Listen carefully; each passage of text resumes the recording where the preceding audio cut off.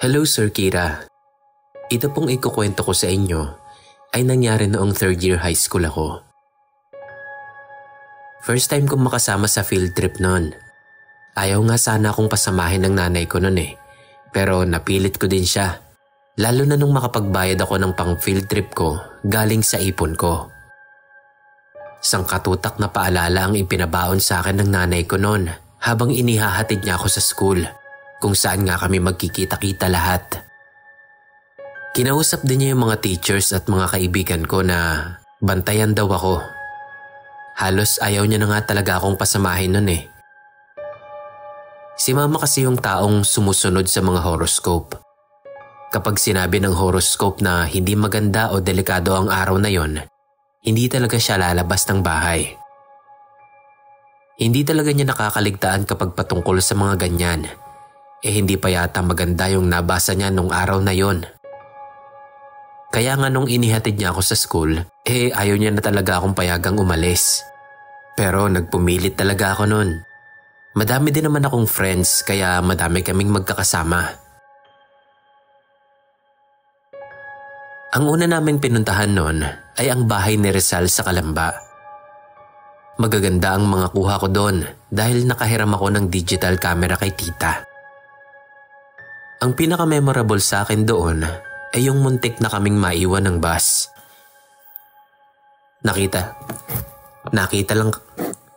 Nakita lang kami ng isa naming kaklase na nasa loob na, kaya huminto sila.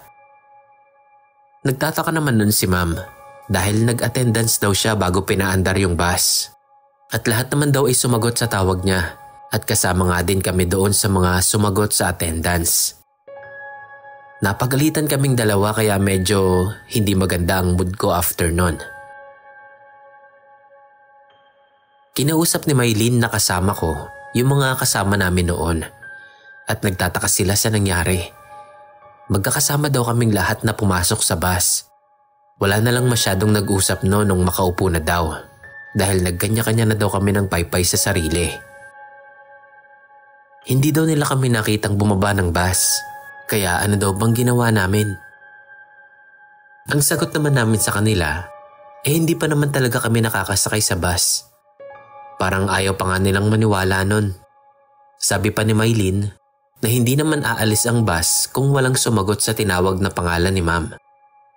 So sino yung sumagot kung wala pa kami? Nung dumating kami sa Enchanted Kingdom, doon ko tinanong yung iba naming friend kung natawag ba talaga yung pangalan namin. At pare-pareha silang sumagot ng oo. Meron daw talagang sumagot ng present noong tawagin ni ma'am yung pangalan namin. Kaya nga din nagbigay ng go signal si ma'am sa driver. At dahil nga wala din naman kaming makuhang sagot, hinayaan na lang namin yon. Nag-enjoy na lang kami sa mga rides.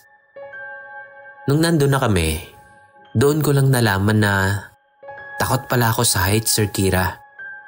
Kaya parang nakatatlong rides lang ako doon. Yung jungle log, anchors away, at yung Ferris wheel nila. Yung mga mabababa lang yung sinakyan ko. Yung mga kasama ko, sumasakay kapag gusto nilang itry yung rides. Kapag hindi naman, sama-sama kaming titignan yung mga kasama naming sumakay. Basta ganun lang. May isa kaming kaklase, si Ayel. Bigla na lang siyang sumama sa amin nung makita kami. Tapos inaya niya kaming sumakay ng space shuttle. Ako ayaw ko at ayaw din ng mga kasama ko.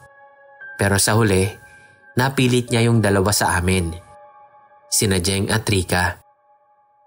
Kaming mga natira, pumasok kami sa Rialto. Napansin ko na lang na kasama na namin si Jeng. Kasama dapat siyang sasakay sa space shuttle. Nakita din siya ng iba pa naming friends. Tapos natawa na lang din kami nun. Kasi mukhang tumakas siya sa space shuttle. Sumenyas pa siya nun na huwag maingay. Kaya nag-focus na lang kami sa loob. Paglabas namin, bigla siyang nagreklamo na bakit daw hindi namin siya hinintay. Siyempre sabi namin na hindi naman namin alam na sasama siya sa Rialto. Kasi nga nakapila siya sa space shuttle kasama ng dalawa. Tapos para siyang nagmamaang-maangan. Anong space shuttle daw? Hindi daw niya alam yon. Siyempre hindi kami naniwala. Inaasar-asar pa namin siya na tumakas lang siya. Maya-maya, nung matapos na yung ride ng classmate namin sa space shuttle, lumapit na sila sa amin. Masama yung mukha ni Ayel kasi takot na takot daw siya sa ginawa ni Jeng habang nakaupo sa space shuttle. Ginagalaw daw ng ginagalaw ni Jeng yung safety bracket ba yun? Basta yung bakal na nakababa sa harapan nila, yung parang seatbelt. Parang ang luwag pa naman daw nung sa kanya. Kaya feeling daw talaga nila matatanggal yun. Pero todo tanggi si Jeng noon, Sir Kira. Hindi naman daw siya sumakay ng space shuttle. Tapos syempre, sinabi nga namin na kasama namin si Jeng sa Rialto. Tapos dugtong niya, humabol nga lang daw siya sa amin kasi hindi daw namin siya hinintay nung mag-CR kami. Pare-parehas kaming napatingin sa kanya noon kasi pagtapos nga naming mag-CR, doon na nga kami nilapitan ni Ayel. At doon nga magkakausap na kami. Kaya nga siya nakasama sa space shuttle. Pero ipinipilit talaga niya na nakita niya lang kami na nasa malayo na. Kaya humabol lang siya noon. At nung makita niya kaming nasa Rialto, pumasok na din siya. Nung mukhang nagkakainitan na sila, inaya namin silang magmerienda at magpahinga. Nag-uusap din naman sila ng maayos noon. Tapos naalala ko noon na may picture kaming pumasok sa Rialto. At kasama nga si Jeng doon. Kaya ipinakita ko yon kay Ayel. Doon pa lang sila parang naniwala at nawala na yung tensyon. Kasi ayaw talaga nilang maniwala sa amin dahil nga kasama daw talaga nila si Jeng sa taas. Kahit si Rika, yun din ang alam. Kasi magkakatabi lang naman sila sa upuan. Paano daw nangyari yun? Nag-aayos-ayos din naman. Kahit nakakapagtaka talaga kung paanong nangyari yun. Tapos nun, nagpaalam na si Ayel sa amin. Ang natirang nag-uusap na lang nun ay si Jeng at Rika. Pareho silang puzzled nun. Kasi pareho din silang sigurado sa mga nangyari. Bago mag 5 p.m., nasabihan na kami na bumalik sa bus para sa last na pupuntahan, which is yung Intramuros. Dito wala na masyadong nangyari. Sobrang saglit lang kami doon. At dahil pagod na kaming magkakaibigan, hindi na din kami masyadong lumayo pa sa bus. Ilang araw ang makalipas, pagbalik namin sa school, doon na namin nadinig yung iba-ibang kwento ng mga kaklase namin. Halos katulad sa mga nangyari sa aming magkakaibigan. Para kaming napaglaruan nung araw na yon. At walang nakakaalam kung ano yon. Sa pakikinig na lang ng mga horror stories ko nalaman, yung mga mimic o doppelganger. Siguro yun yung mga naglaro sa amin ng field trip namin. Grabeng takot nga lang ang ibinigay nun kay Ayel. Kasi nanginginig talaga siya sa takot at sa inis kay Jeng na ang akala nga nila kasama nila. Hanggang dito na lang po, Sir Kira. Sana mapasama po ito. More power po sa inyo.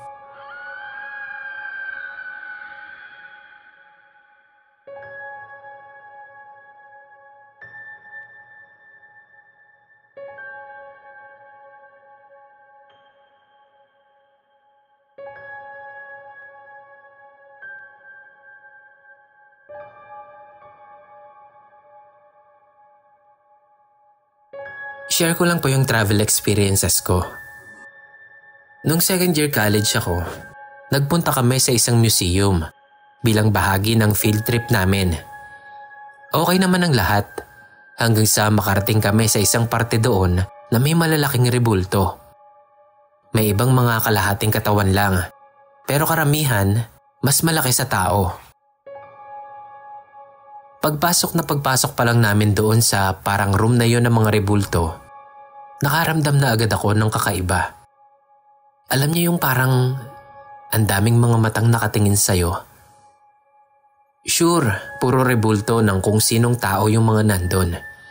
Pero mararamdaman mo din kasi na may iba talaga. Kapansin-pansin din na mas mainit doon sa room na yon kumpara sa ibang parte ng museum. Paglabas namin, nabanggit ko yon sa isang kaklase ko. Nagulat ako nung sabihin niyang, "Ay, napansin mo rin?" Tapos nun, yun na yung naging topic namin sa buong biyahe hanggang makauwi. Kinagabihan nun, nanaginip ako. Nandun daw ulit ako sa museum na yon. Naglalakad daw ako papunta doon sa room na may malalaking rebulto. Parang may kung anong boses ang tumatawag sa akin doon sa loob ng room. Habang papalapit ako ng papalapit doon sa rebulto na nasa gitna, bigla itong tumingin sa akin. Grabe yung gulat ko nun. Maya-maya, biglang parang nag-apoy yung paligid. Tapos, sumugod sa akin yung rebulto habang nakataas yung espada niya. Hindi siya naglalakad. Parang umuusog lang papunta sa akin yung tinutungtungan niya. Nung malapit na siya sa akin at masasaksak niya na ako, biglang nagbukas yung sahig. Alam niyo yung parang trapdoor. Nahulog ako doon. Tapos, doon na ako nagising. Grabe yung takot at pawis ko paggising ko nun. Kinabukasan pagbalik sa school, ikinuwento ko yon sa kaibigan ko. At gulat na gulat yung reaksyon niya kasi parehong-pareho daw kami ng napanaginipan.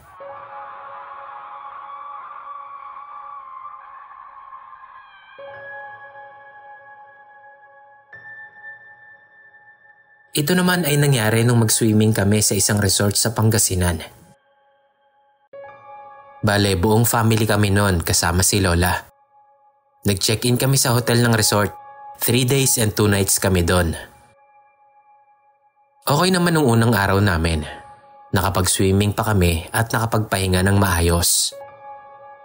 Nung sumunod na araw, after namin mag-breakfast, nag-ikot-ikot kami ng kapatid ko sa resort. Sila mami, daddy at lola nasa room lang namin noon. Maya-maya, tumawag sa akin si mami. Tinatanong kung kasama daw ba namin si lola. Wala daw kasi doon. Sinabi ko na hindi nga namin kasama at dalawa lang kami ng sister ko ang lumabas. Bago mag-lunch, bumalik kami sa hotel. Hindi pa rin daw bumabalik si lola. So lumabas na kaming lahat noon. At full force na naming hinanap si Lola. Hala, hapon na. Hindi pa rin namin siya nakikita. Kaya naman nagpatulong na kami sa management ng hotel. Nireview nila yung kuha ng CCTV. At nakita nga doon na lumabas nga si Lola ng hotel. Pinasamahan kami sa isang hotel staff sa barangay hall. At nandoon po si Lola namin. Inihatid daw doon ng isang lalaki na hindi nagpakilala. Todo pa salamat kami noon sa barangay at sa mga tumulong sa amin para mahanap si Lola. Madilim na nung makabalik kami sa hotel. Nagpasalamat din si Daddy sa manager at sa staff ng hotel. Habang nagdi-dinner kami sa room, tinatanong namin si Lola kung saan ba siya nagpunta at kung bakit bigla na lang siyang lumabas ng hotel. Sabi niya, hindi din daw niya alam kung bakit. Basta natagpuan niya na lang daw ang sarili niya na naglalakad na sa labas, sa tabing kalsada. Nakarating pa nga raw siya sa may parang talipapa. Tapos doon na siya nagtanong-tanong kung saan ang papunta sa hotel. Ang kaso, hindi niya naman matandaan ang pangalan ng hotel. Kaya sa barangay na lang daw siya dinala ng lalaking tumulong sa kanya. Todo paalala si mami nun kay Lola na wag na ulit siyang lalabas nang hindi namin alam at walang kasama. Oo lang ng oo si Lola nun at parang naiinis na nga kasi para daw siyang bata itrato. Last day na namin doon. Imbis na makapag-enjoy kami at masulit pa ang stay namin sa resort, hindi na nangyari. Kasi sa kung papaanong paraan, nawala na naman si Lola. Kasama lang namin siya nun sa pool. Nandun lang siya sa tabi. Nung malingat lang kami, nawala na naman siya. Siyempre dahil trauma na kami sa nangyari nung second day, nagsiahon agad kami at hinanap si Lola. Nakarating pa ulit kami sa barangay pero wala siya doon. Nahihiya man, nagpatulong ulit kami sa hotel. Na-review ulit yung CCTV. Buti na lang at nahagip pa ng kamera si Lola. Palabas ulit ng resort yung direksyon ng lakad niya. So lakad ulit si Daddy. Pumunta ulit siya sa barangay. Pero wala pa rin doon si Lola. Maya-maya, dumating yung kapatid ko kasama yung lola namin. Sabi ni Lola, nag-CR lang naman daw siya. Diyos ko, alalang-alala kami. Nasa CR lang pala siya. So pinabalik na namin si Daddy sa hotel para makapagpahinga pa muna kasi ilang oras na lang magche-check out na kami. Ipinaalam din ni Daddy sa barangay na nakita na nga si Lola. Habang nagpapahinga, biglang nagtanong si Daddy. Nandito lang sa pool si Mama? Sino pala yung nakita natin sa CCTV kanina? Doon kami napaisip. Oo nga no.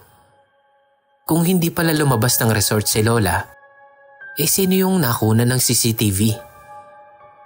Imposibleng kamukha lang niya kasi sure kaming siya yun So tinanong-tanong ulit namin si Lola kung saan ba talaga siya nanggaling. Tapos doon lang talaga siya nagkwento. Ang sabi niya, kahapon daw, may kumatok sa room namin. Hinahanap daw ako.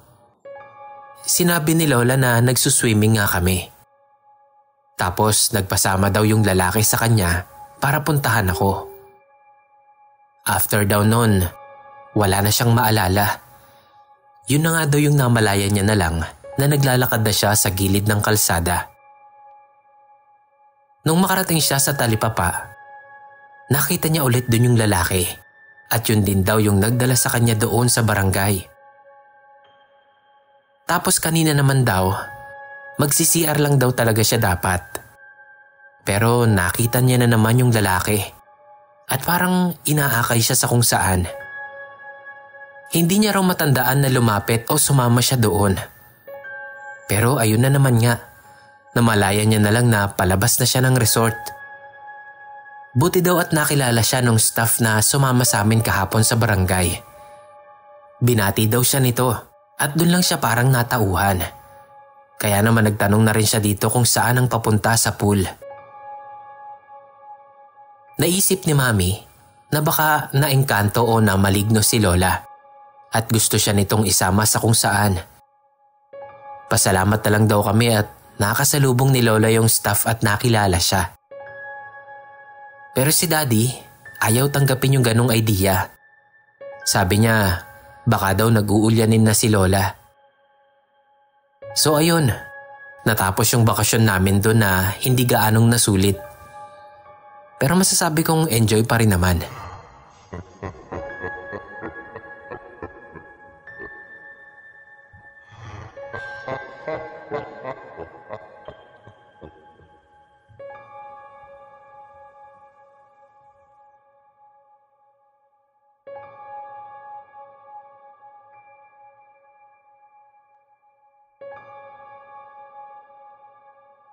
Hello po, Sir Kira. Magandang gabi po. Gusto ko lang din po sanang magkwento sa inyo ng karanasan ko. Nangyari to noong summer last year. Barkada po kaming nag-beach sa Batangas. Hindi ko na po maalala yung pangalan ng resort dahil hindi naman ako mahilig mag-post ng mga ganap ko sa social media. Hindi din po ako pala picture na tao. As in nagpupunta o sumasama lang ako sa lugar para mag-enjoy.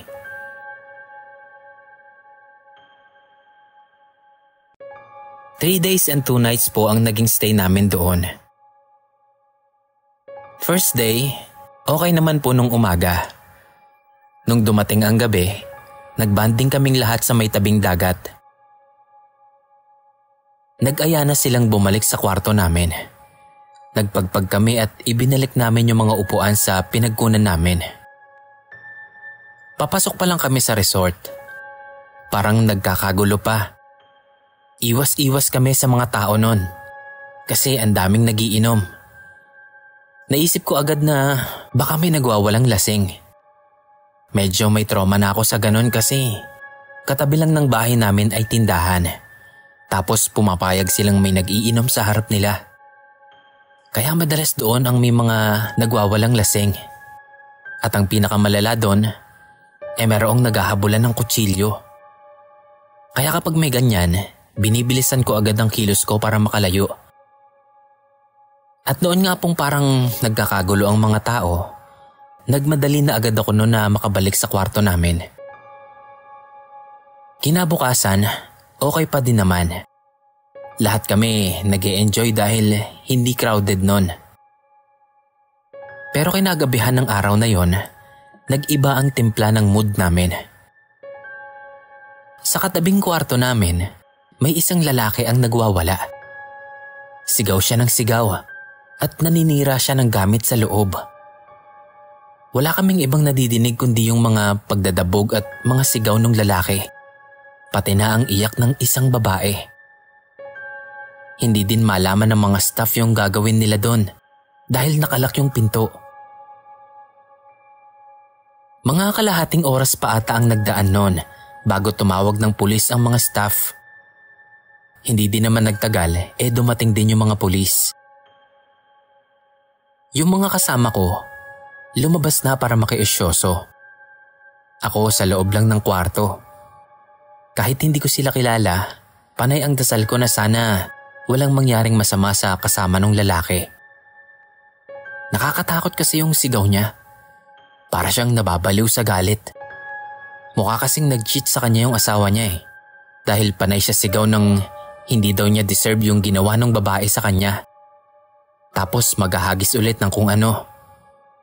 Basta madadama mo talaga yung emosyon niya sa lahat ng sinasabi niya.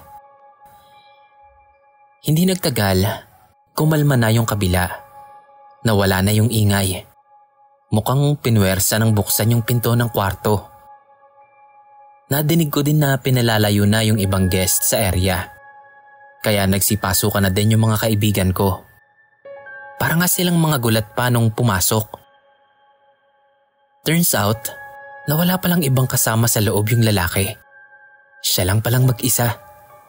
At nung ine-escort na siya palabas, bigla ba naman daw tumingin ito sa likod niya, sa may pinto, at sumigaw ng huwag siyang lapitan. Nung pasukin naman daw yung kwarto nila, wala naman daw talagang tao sa loob. Wala din daw bakas na may kasama itong pumunta doon dahil ang mga gamit na naiwan sa loob ng kwarto ay pangkanya lang. Pero kahit anong isip talaga namin, para talaga kasi siyang may kasama sa loob noon.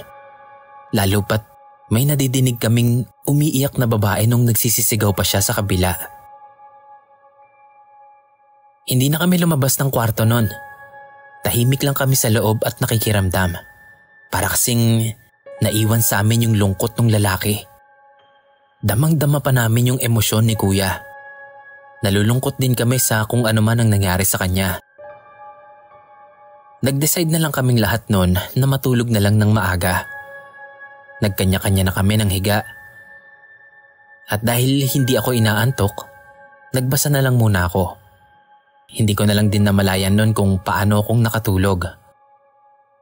Naramdaman ko na lang na may tumabi sa akin at pilit akong ginigising.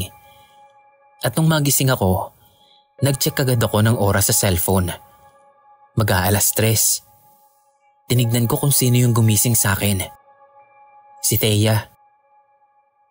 Tinanong niya kung nadidinig ko daw ba yung iyak sa kabilang kwarto. Pagkasabi niya nun, dun ko palang din napansin yung iyak ng babae. At talagang galing sa kabilang kwarto yon. Sa gitna ng iyak niya, panay din ang paghingi niya ng sorry at hindi niya raw sinasadya. Puro ganun lang. Doon palang nag-sink in sa akin na wala na nga palang tao sa kabilang kwarto. At lalong wala din ngang kasamang babae doon si kuya na sinundo ng pulis. Nagtalokbong na lang kami ng kumot nun. Hindi ko alam kung paano natapos yung gabing yon. Pero kinabukasan, nalaman ko na lahat pala kami sa kwarto ay nadinig din yon. Dasal na lang daw ang ginawa nila. Kaya nga parang imbis na ma-relax kami, mas na-stress kami sa bakasyon na yon. Di ko alam kung connected pa ba pero para kaming mas pagod nung pag-uwi namin. Kahit pa nga saglit na lang kaming naligo nung umaga na yon at nagpahinga na lang pagkatapos dahil mahaba-haba din ang biyaheng iuuwi namin. Ang hirap i-explain pero parang nadala namin yung bigat ng pakiramdam na nasa kabilang kwarto. Nakauwi naman kami ng ligtas. Ipinagdasal na lang namin na sana mahanap na nila ang kapayapaan nilang pareho. Hanggang dito na lang po. Salamat.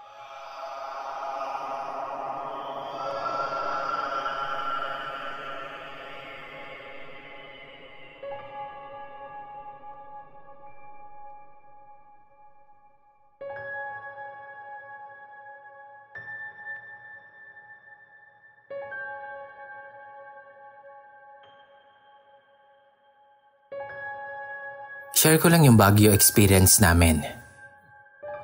Year 2017. Anniv namin nun. Plano na talaga naming mag-travel ni BF. Kaso hindi pa lang kami decided kung saan talaga kami pupunta. Nung mismong araw ng anniv namin, pagka-out niya sa trabaho, doon pa lang kami nakapag-decide na mag-Baguio na. Bigla ang desisyon talaga. Tapos first time namin yon. Kaya walang kaplano-plano. So sumakay kami ng bus pa Baguio sa Caloocan. Not sure kung Victory or First North yung nasakyan namin. Nakatulog kami sa biyahe pagpasok ng NLEX. Nagising lang kami nung nag-stop over yung bus sa isang gasolinahan na may mga kainan. Like Starbucks, McDo, mga ganyan. Nag-CR lang kami ni Jowa at bumili ng maiinom. Kasi di namin alam baka ma-short kami ng budget pagdating sa Baguio. Pagdating ng Baguio, as in lost kami paglabas ng terminal. Hindi namin alam saan pupunta. Buti may malapit na 7-Eleven, kaya nagtambay na muna kami doon at nagkape. Tuwang-tuwa si BF kasi umuusok yung bibig namin sa sobrang lamig. Actually, pagbaba pa lang ng bus, nanginginig na kami sa lamig. Grabe, nagmukhang ordinaryong bus na sinakyan namin sa sobrang lamig sa labas. Tapos wala pa kaming dalang jacket. My God. Kaya naman napa-strawberry taho agad kami nun. Nag-search ako kung saan kami pwedeng magstay. May mga transient house akong nakita kaso walang nagre-reply. Na hindi na din naman nakakapagtaka kasi 1:00 o 2:00 na ata ng madaling araw nun. Sobrang lamig. Medyo nagsisi kami nun pero nandun na eh. Sumakay kami ng taxi papuntang Burnham Park. 50 lang yata yung binayaran namin. Kasi yun pala, napakalapit lang nun sa terminal. Wala pang kahit ano sa park, kaya naman naglakad-lakad muna kami ulit habang naghahanap pa rin ng matutuluyan. Hanggang sa may nakita nga akong mura-murang hotel. At yun na yung tinuntun namin. Lakad lang kami sa gitna ng tahimik at napakalamig na gabi na yon. Madaling araw actually. Pagpasok sa hotel, dun lang kami nakaramdam ng init. Ang sarap sa pakiramdam. Wala ata silang aircon. So check-in kami. 12 hours lang kasi uuwi din naman kami agad kinagabihan lang din ng araw na yon. Pagpasok sa room, okay naman. Medyo mainit na kaya binuksan namin yung bintana. Wala pala kasi talagang aircon. Ang sarap pala ng ganon. Preskong malamig na hangin lang yung pumapasok sa loob ng room. Nauna akong naglinis ng katawan. Tapos next na si BF. Paglabas niya ng banyo, tinanong niya kung meron daw ba ako. Sabi ko wala, bakit? Meron daw kasi siyang nakitang dugo sa sahig ng shower. Akala niya sa akin. So inulit ko na hindi sa akin yon. Kasi 1 linggo nang tapos yung dalaw ko. Inisip na lang namin na baka sa huling gumamit yon. Baka hindi lang nakita nung naglinis ng room na medyo imposible. Isa pa, wala naman akong nakitang dugo nung nag-CR ako. Ako nga yung naunang gumamit. So binaliwala na lang namin. Nahiga na kami noon at natulog. Hindi pa man nagtatagal, narinig kong bumukas yung gripo sa banyo. Hindi ko pinapansin nung una kasi inisip ko si BF lang yon. Kaya talagang nagulat ako nung biglang may yumakap sa akin. Pareho kaming napabangon ni BF kasi napatili talaga ako nun sa gulat. Doon ko napagtanto na hindi pala siya yung nasa CR. Agad akong napalingon doon. Nakapatay ang ilaw, pero tuloy-tuloy pa rin yung pag-agos ng tubig sa banyo. Bumangon agad si Jowa para isara yung gripo at yung pinto ng banyo. Sabi niya, baka daw sira lang yung gripo.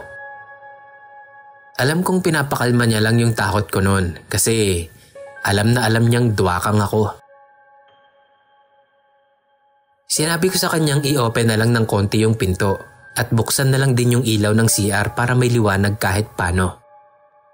Actually kahit naman nakasara yung pinto, basta nakabukas lang yung ilaw sa banyo, magkakaroon pa rin ng liwanag. Kasi plastic or PVC lang yung pinto ng CR. Kumbaga tagos pa rin yung liwanag. So nahiga na ulit kami at sinubukang matulog.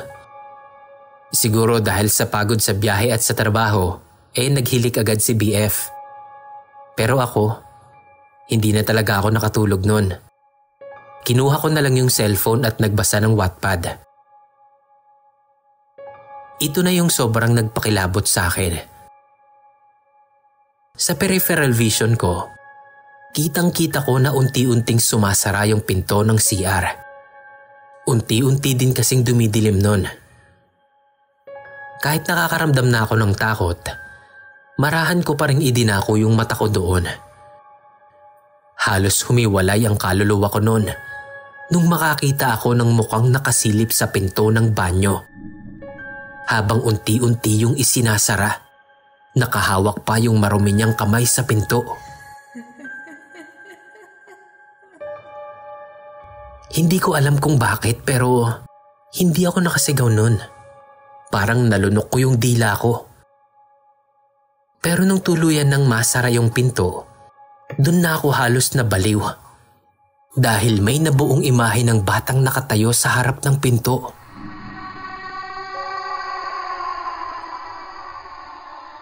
Dun na ako nag-blackout. Hinimatay ako sa sobrang takot.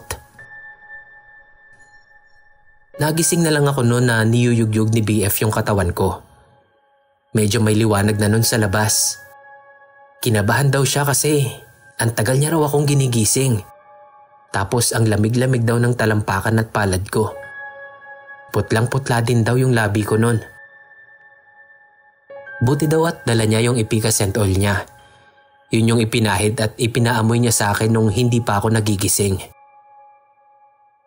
Nung okay-okay na ako, dun ko na ikinuwento sa kanya yung nangyari. Natakot na rin siya para sa akin. Kaya paglabas namin, diretsong check out na rin kami. Kahit 3:00 pa ng hapon talaga yung out namin doon. Ayoko nang bumalik pa ulit sa room na yon.